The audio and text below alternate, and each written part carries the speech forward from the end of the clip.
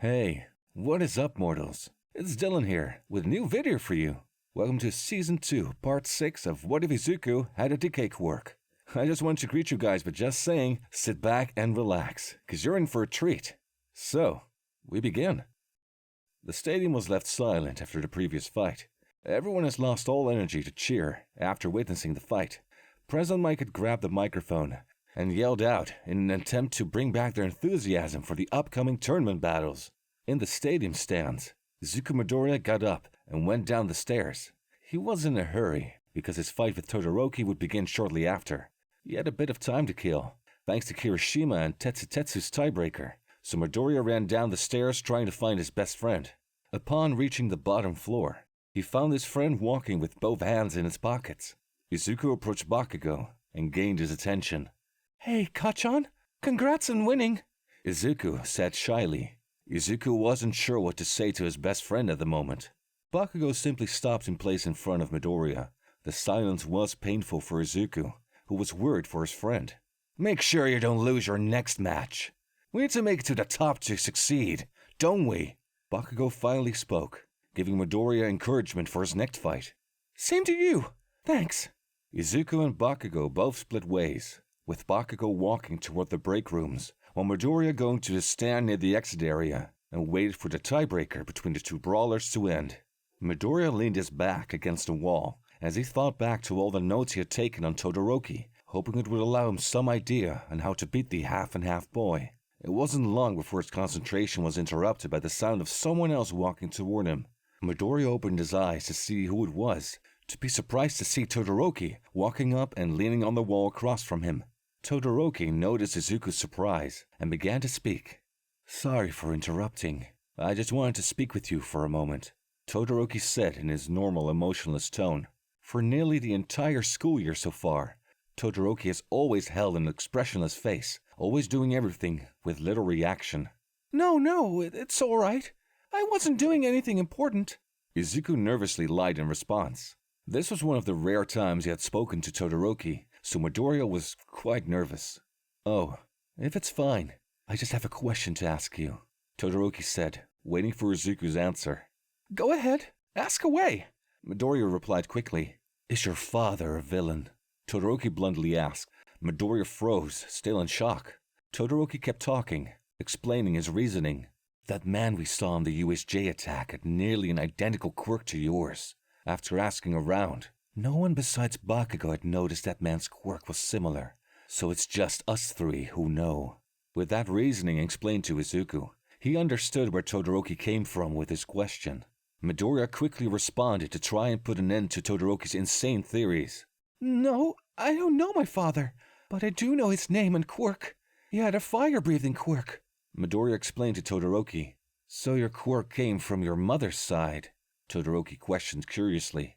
No, I actually don't know how I ended up with this quirk. I looked into both my parents' families, trying to see if it was just a quirk that skipped a generation, but there was no evidence for anything like that. Midoriya explained with his nervousness now fading, as he was beginning to get lost in thought, now remembering that mystery. It had been a couple of years since he had investigated the mystery of where he got his quirk.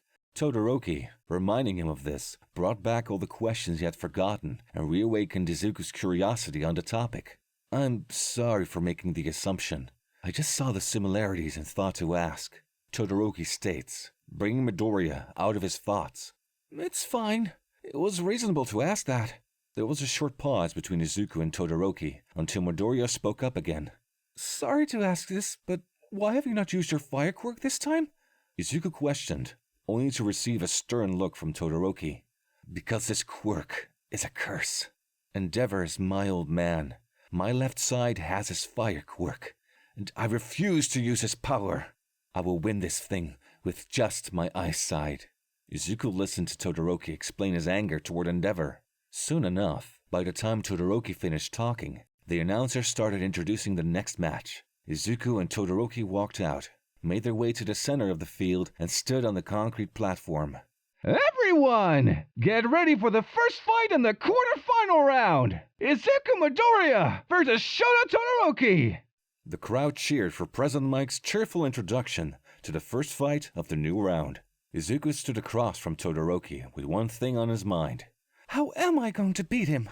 Izuku thought to himself all of the information he had on Todoroki, and even after removing what he had on Todoroki's flames, he still had no idea what to do.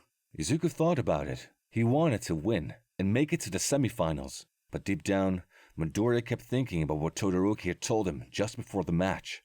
Midoriya wanted to prove Todoroki wrong and make him use his right side. Izuku stood waiting as he did his best to form a plan for this fight. He listened for the announcer to count down for the start of the match. Let the fight begin! He yelled out, projecting his voice all across the stadium. Izuku began running at Todoroki as the silent boy stood there before releasing a large glacier of ice, shooting out and covering a large portion of the stadium.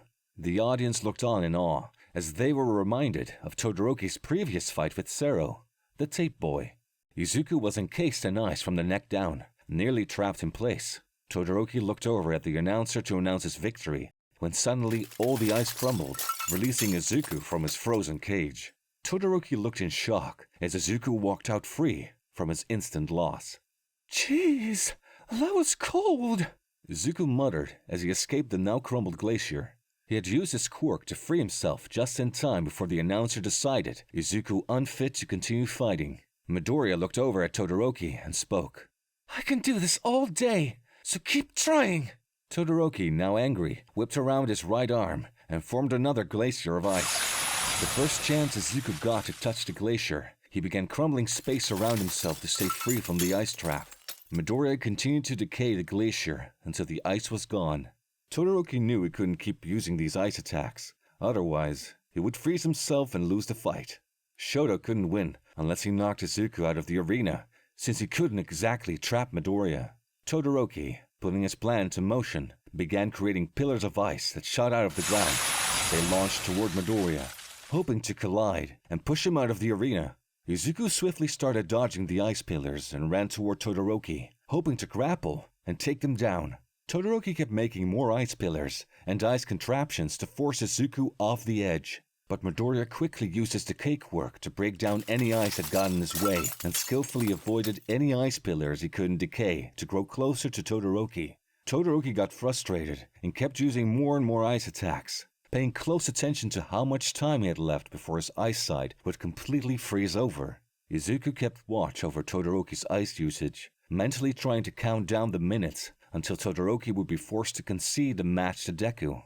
But Izuku still felt this was the wrong thing to do.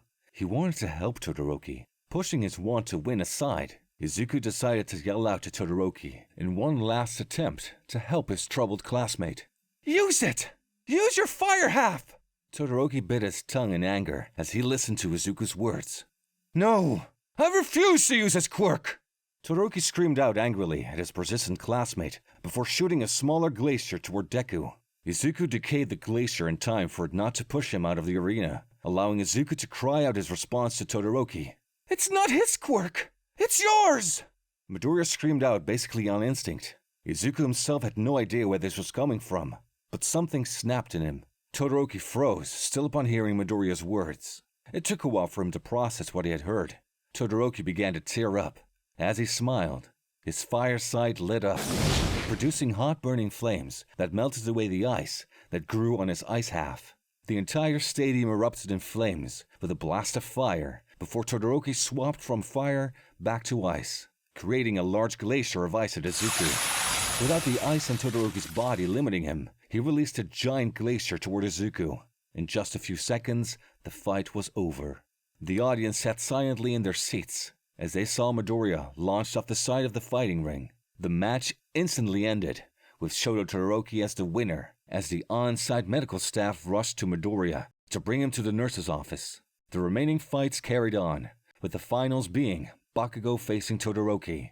Bakugo unwillingly takes first place after beating Todoroki, who only used his ice powers. Hours after the end of the sports festival ended, Izuku woke up in the nurse's office. He looked around, confused, wondering what had happened during his fight with Todoroki. Izuku stood up and began to walk around the recovery girl's office, trying to find someone. He walked by a mirror and caught sight of his reflection. He had to do a double take when he saw something wrong with his hair. He leaned closer toward the mirror, inspecting his hair before messing with the hair atop his head to make sure what he saw was real. His normally dark green hair had shifted in color. Midoriya stared at his now light blue hair in confusion. He was about to question how that occurred, but remembered the man with the same quirk. Fear befell Izuku, as his concern about this quirk returned to him for a brief moment, before he felt a large finger tap his shoulder from behind. Young Midoriya, you all right? I repeated your name quite a number of times, All Might questioned. Izuku was startled and turned around to see the large muscular man standing in Recovery Girl's office with him. Nervous to respond, Izuku began stuttering. Oh, sorry, I was just distracted. Midoriya embarrassedly responded after being startled. Midoriya took a moment to calm down with a deep exhale. How are you feeling after your fight? All Might asked. I'm alright. Did Recovery Girl tell you anything about what happened to my hair? Midoriya asked, hoping for an explanation. She assumed it was brought along by your quirk, likely a side effect from extended use. All Might explained to the concerned Izuku. You look exhausted.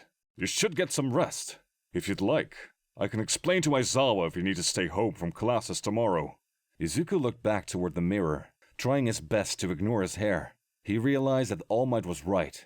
He looked like a mess. Thank you, but I'll make it to classes tomorrow.